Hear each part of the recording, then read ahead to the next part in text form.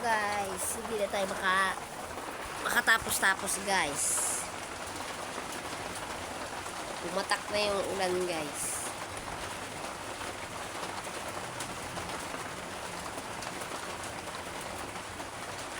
Kararating lang din natin kanina kasi namili kami.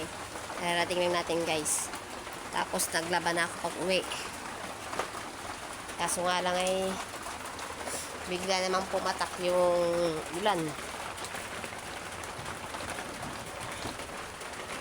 Biglaan na lang patak, oh. Hindi tayo makatapos, guys. Kasi sa labas tayo, eh. Mababasa tayo ng ulan. Ngayon yung guys, yung lalaban ko. Last pa naman yun, guys. Pantalon na naman ng asawa ko. 2 pirasong pantalon na lang yun, guys, ang lalaban ko. Kaso po ay bigla na lang ito pumatak. Hindi tayo pwede magpaulan. Ayan, oh.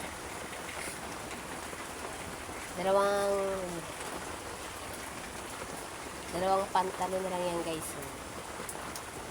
Tapos na sana ako dyan. Ito yung may nakasampay lang na una eh, no? Sombrero. Kulay white na sombrero ng anak kong lalaki. Sinampay ko na. Nauna ko ng banlawan niyang kanina guys. Kaya na pa ako naglaba mga bandang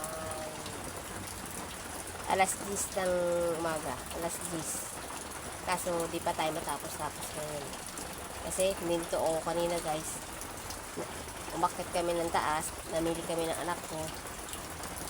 Kaya napahinto ako ng paglaba. Ngayon naman nahinto na naman tayo guys. Kasi bigla na lang pumatak tong ulan. Hindi tayo matapos-tapos guys. Tignan nyo naman umuulan. Ano kaya ang oras tayo natapos ito? Babanlaw pa ako nito guys. 2 piraso na lang, di pa ako pinagbigyan. Dapat natapos ko na yan guys eh. Di pa tayo pinagbigyan matapos. Sana bago tumataki ulit, tapos sana ako mag-shoot. Para mamaya, banlaw na lang. Eh, kaso eh, gulat ako, bigla na lang umambon. Ayan, lumaktas na tuloy-tuloy. Hindi tayo makatapos. Ano pa lang natapos ko? Tinakloban ko ng planggana yung decolor ko. Baka makapatalis ka ng putik. Kaya tinakpan ko muna guys.